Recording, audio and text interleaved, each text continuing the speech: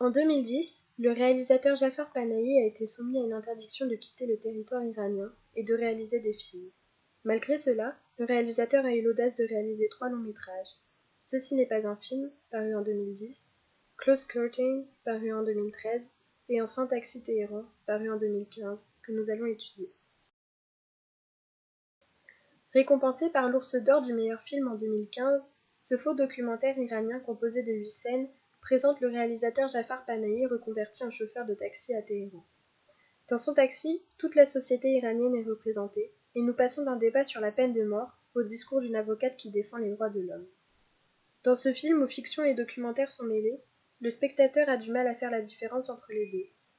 Afin de rester discret du fait de son interdiction de filmer, Jafar Panahi se voit contraint d'être équipé d'une voiture, comme unique décor, et d'une caméra visible de tous, installée à côté de lui. On observe également que le film ne contient pas de générique, afin de ne pas révéler l'identité des acteurs, qui pourraient être susceptibles d'être poursuivis en justice du fait du caractère illicite de l'œuvre. Dans cette analyse cinématographique, nous allons donc voir en quoi, à travers chaque personnage et chaque scène, Taxi Téhéran est une critique du gouvernement actuel iranien. Où Panahi est devenu maintenant effectivement un artiste emblématique et de ce qui s'est passé après 2009 en Iran, puisque en fait sa condamnation est due au fait qu'il a voulu effectivement faire un film sur les manifestations qui avaient éclaté en Iran, donc sans autorisation. Il faut savoir que 2009, ça a entraîné aussi l'exil de beaucoup de cinéastes iraniens qui ne sont pas retournés en Iran. Bahman Gobadi, par exemple, qui a tourné Les Chats persans, est un cinéaste maintenant qui vit au Kurdistan, en Irak, il ne peut plus retourner en Iran. Mohsen Makhmalbaf, qui est un très grand cinéaste iranien qui faisait des allers-retours souvent entre l'Afghanistan et l'Iran, ne peut plus retourner en Iran depuis 2009. Et donc, le cas de Jafar Panahi est le cas d'un cinéaste en fait dont la peine est si lourde qu'il est en réalité destiné à l'encourager plutôt à quitter l'Iran clandestinement pour éventuellement avoir une carrière comme celle des cinéastes dont je viens de parler. Et lui en fait refuse de céder à cette menace en quelque sorte, enfin plutôt à cette pression, et il refuse aussi de céder à l'autocensure, puisque cette peine est aussi destinée à amener d'autres cinéastes à ne pas subir la même peine, donc à ne pas aborder ces questions qui sont aujourd'hui vraiment tabous dans la société iranienne, qui concernent notamment ce qui s'est passé en 2009. Donc le cas de Jafar Panahi est intéressant, puisque c'est un cas, on peut dire, de résistance, pour servir d'exemple de l'intérieur, parce qu'il y a quand même des cinéastes qui continuent à tourner, mais à l'extérieur de l'Iran. Et dans ce film-là, ce qui est intéressant, c'est qu'on voit en fait des personnages qui parfois effectivement évoquent des problèmes de la société iranienne, donc des personnages de différents milieux, mais en même temps justement c'est vraiment un portrait de groupe, de différents âges, de différents milieux, et qui montre pour moi en fait tout ce qui existe effectivement dans cette société iranienne. Dans la première scène, le taxi de Jafar Panahi accueille un homme et une femme qui ne se connaissent pas et sont amenés à parler de l'actualité. L'homme évoque l'exécution de 2 hommes pour avoir inquiété quelqu'un. Le spectateur assiste alors à un débat entre l'homme et la femme concernant la peine de mort en Iran. La femme semble sceptique, tandis que l'homme vante les mérites de la peine de mort et prétend que les 2 racketteurs méritent cette sévère peine juridique. Durant le débat, un 3e passager discret monte à l'arrière de la voiture, mais ne participe pas à la discussion. La femme demande alors son métier à l'homme qui prône la peine de mort. Selon elle, lorsque l'on défend une position telle que celle-ci, c'est par conviction ou parce qu'on y trouve intérêt. Avant de répondre, l'homme demande son métier à la femme, qui lui répond qu'elle est institutrice. Moqueur, l'homme lui répond juste avant de sortir de la voiture qu'il n'est autre que voleur à la tire. Dans cette scène, on observe tout d'abord la vie contrastée entre les 2 personnages. Jafar Panahi a voulu présenter une femme instruite qui s'oppose à la peine de mort et qui n'est autre qu'institutrice, tandis qu'il dépeint un homme qui prône la peine de mort et qui s'assume en tant que voleur à la tire. On observe également la volonté du gouvernement de médiatiser l'exécution de 2 hommes ayant racketté une personne, afin d'effrayer la population et de montrer que, si quelqu'un agit mal, il sera condamné à mort. Le gouvernement médiatise les faits afin de dissuader les Iraniens de mal agir. Dans cette scène, on apprend notamment que l'Iran est le deuxième pays, après la Chine, à exécuter le plus de personnes. En effet, selon l'ONU, il y aurait eu environ 625 exécutions en 2013. Jafar Panahi souligne alors l'un des problèmes majeurs que subit la société iranienne, la peine de mort qui est utilisée par le gouvernement pour effrayer les masses. Dans la suite de la scène, l'institutrice, encore abasourdie par les propos du voleur à la tire, sort du taxi où il ne reste alors que l'homme qui est arrivé durant le débat. Il admet tout de suite à Jafar Panahi l'avoir reconnu et avoir compris que le débat n'est autre qu'une mise en scène écrite par le réalisateur. En effet, cette scène au dialogue trop écrit et trop élaboré pour faire vrai ne peut être qu'une mise en scène préécrite par le réalisateur. Le spectateur est donc amené à se demander si cette scène est aussi fictive ou si elle s'est réellement passée telle qu'elle. Plus tard dans le film, on apprend que cet homme, qui est nommé Omid, est un vendeur illégal de films et de séries étrangères qui sont censurés en Iran. Cette censure très stricte est exercée pour la majorité des films étrangers, tels que Magic in the Moonlight de Woody Allen, auquel Omid fait allusion dans le taxi. Cet homme, par le biais de sa vente illégale de films censurés en Iran, dénonce la censure, cinématographique en l'occurrence, qui oppresse les Iraniens dans leur épanouissement culturel. En effet, étant contraints à regarder des films qui répondent à des lois très strictes, les Iraniens doivent avoir recours à des films interdits s'ils souhaitent s'épanouir culturellement. Ce sont ensuite un homme ensanglanté et sa femme qui rentrent dans le taxi de Panahi. L'homme, craignant une mort précipitée, demande à être filmé afin de réciter son testament. En effet, l'homme semble inquiet, car il prétend que s'il ne fait pas de testament dans lequel il dit que sa femme doit être l'héritière de sa fortune, elle n'aura rien. Panahi le filme et les conduit finalement à l'hôpital le plus proche, où l'homme est pris en charge par des médecins.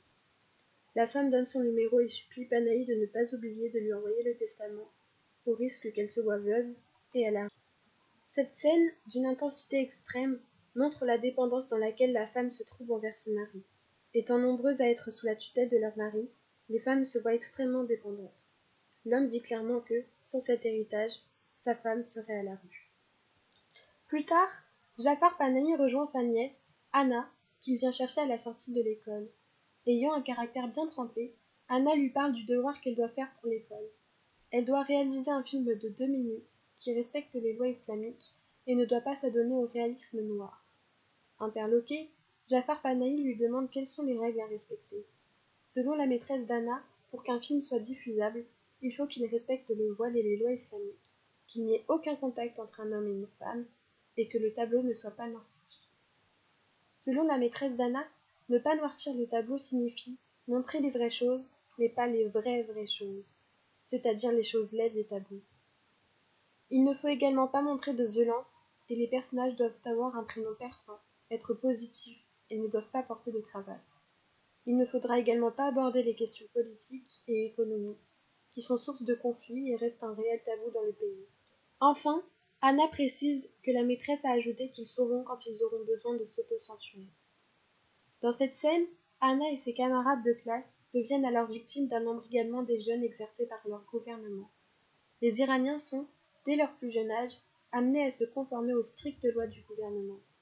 C'est par le biais de l'école que le gouvernement souhaite éduquer les jeunes de la manière qu'il souhaite, notamment en leur inculquant des valeurs qu'ils vont finir par. Alors qu'Anna se retrouve seule dans le taxi, la caméra de Jafar Panahi filme un jeune garçon fouillant les poubelles. Voyant qu'un mariage a lieu à quelques mètres, il s'approche des mariés. L'époux fait alors tomber un billet sous les yeux du jeune garçon, qui se baisse pour rapidement ramasser le billet et s'enfuir. Ayant assisté à la scène, Anna, sa caméra à la main, ordonne au garçon de rendre son billet à l'homme, afin qu'elle filme la scène pour son devoir. Elle souhaite que son film obéisse aux règles précédemment citées. Or, la scène qu'Anna a tournée pourrait s'apparenter à du réalisme noir, du fait du vol exécuté par l'enfant. Cette scène, qui est l'une des plus importantes du film, affirme une triste réalité. Malgré une censure qui interdit de montrer certains faits, rien n'empêche le réel d'exister. L'État cherche, par le biais des images officielles, à représenter une fausse réalité qui n'est finalement qu'illusion. Malgré une censure de ce qui est qualifié de réalisme noir, rien n'empêchera la pauvreté et le vol de subsister. On ne pourrait pas rentrer forcément point par point dans tous les passages du film, mais pour moi, il y a un moment qui est justement le moment où Panahi s'absente du film et où la nièce se retrouve dans la voiture et qu'elle filme un mariage, ça pour moi, qui est presque un court-métrage, un vrai court-métrage, où Panahi filme à nouveau des enfants. Il avait commencé par filmer des enfants, et pour moi, à ce moment-là, il retourne un peu à ses premières amours, enfin, c'est sa première façon de faire des films, et je trouve que tout en filmant des enfants, il raconte quelque chose de très social, qui sont ces mariages vraiment princiers qu'il y a en Iran, qui sont constamment filmés. Ce qui est très important pour moi dans Taxi Téhéran, c'est qu'on voit que tout le monde filme dans la société. Tout le monde filme avec téléphone portable, avec appareil photo, avec caméscope. Le mariage, en l'occurrence, est filmé. Mais en même temps, tout le monde n'est pas pour autant cinéaste. Il faut savoir aussi qu'en Iran, on peut être conducteur de taxi sans avoir de licence. Donc tout le monde peut être conducteur de taxi, mais le film montre que tout le monde n'est pas un bon conducteur de taxi. En l'occurrence, Panahi n'est pas un bon conducteur de taxi. Et que si tout le monde filme, tout le monde n'est pas pour autant cinéaste, parce que les gens filment, mais ne voient pas forcément ce qu'ils filment. Et le film qui nous montre des gens en train de filmer nous montre aussi ce qu'ils ne voient pas dans leur façon de filmer. En l'occurrence, la personne qui filme avec un caméscope ne fait pas attention à l'enfant chiffonnier qui se retrouve là, et qui lui va voir qu'il y a un billet qui est tombé sur le sol, et que va filmer donc une scène que va filmer la nièce, mais que ne filmera pas le caméraman qui filme la noce. Et en fait, pour moi, ça, c'est une des questions intéressantes et importantes de l'Iran, qui sont ces différences de classe très très importantes dont on parle peu, donc une forme d'injustice. Et en même temps, que ce soit le cinéma de Panahi ou d'autres cinéastes, il y a toujours une façon en fait de souligner ces différences de classe, de souligner aussi ces différences, disons, des habitants de l'Iran, une manière aussi de dire que les Iraniens, c'est aussi bien les deux sœurs d'un certain âge qui sont très superstitieuses, que celui qui vend des DVD à la sauvette et qui fait que tout le monde connaît tous les films qui passent ailleurs mais qu'on ne peut pas voir en Iran. Enfin, voilà, donc en fait, à travers tous ces personnages, pour moi c'est un portrait de groupe qui montre tous les problèmes que les gens connaissent, et que Panahi justement tenait à évoquer, parce que tout en étant aussi quelqu'un qui rencontre un problème par rapport à son propre travail, en fait, il a aussi conscience que son travail consiste aussi à donner la parole et à montrer qu'il n'est pas la personne la plus à plaindre, mais que sa condamnation en fait peut empêcher d'autres personnes aussi de s'exprimer et de montrer leurs difficultés, qui sont à chaque fois différentes. À la fin du film, l'avocate et militante des droits de l'homme Nasrin Sotoudeh fait une apparition dans le taxi au cours de laquelle elle parle de son combat pour la liberté d'expression. Incarcérée dans la même prison que Jafar Panahi, elle a fait 3 années de prison pour atteinte à la sûreté de l'État et s'est vue interdite d'exercer son métier pendant 10 ans. Cette femme parle également de l'affaire de la jeune Gonche Kalami, ayant assisté à un match de baseball et qui a été arrêtée par la police. Cette dernière a fait une grève de la faim qui a été censurée par les médias, car on suppose que la médiatisation de cet acte rebelle aurait pu montrer le mauvais exemple à certains Iraniens. Cette situation fit scandale à Téhéran du fait du ridicule du crime dont la jeune femme est accusée, opposant les soutiens de la jeune martyre aux personnes qui prônent les valeurs de l'État. À la fin de son discours, l'avocate conseille avec ironie à Jafar Panahi de ne pas mettre ce qu'elle a dit dans son film, de peur que le réalisateur soit accusé de noircir la réalité. C'est avec le sourire, mais également une certaine amertume, que Nasrin Sotoudeh nous dépeint la situation critique de la condition de la femme en Iran, qui se voit interdite d'assister à un simple match de baseball.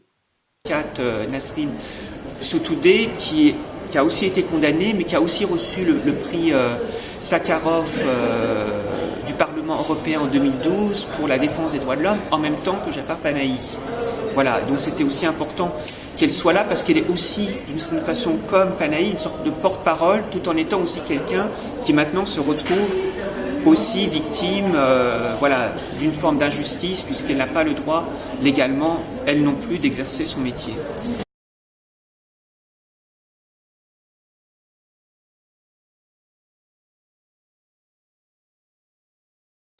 Durant la dernière scène déchirante du film, Jafar Panahi sort du taxi afin de restituer son portefeuille à une femme qui l'a oublié à l'arrière de la voiture.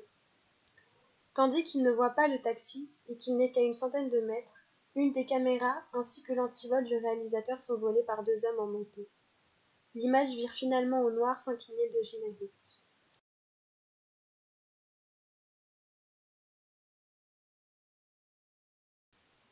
La disparition des images et du réalisateur crée alors un vide étouffant, laissant place à la dernière image du film, qui n'est autre que la rose offerte par l'avocate Nasrin Sotoudeh.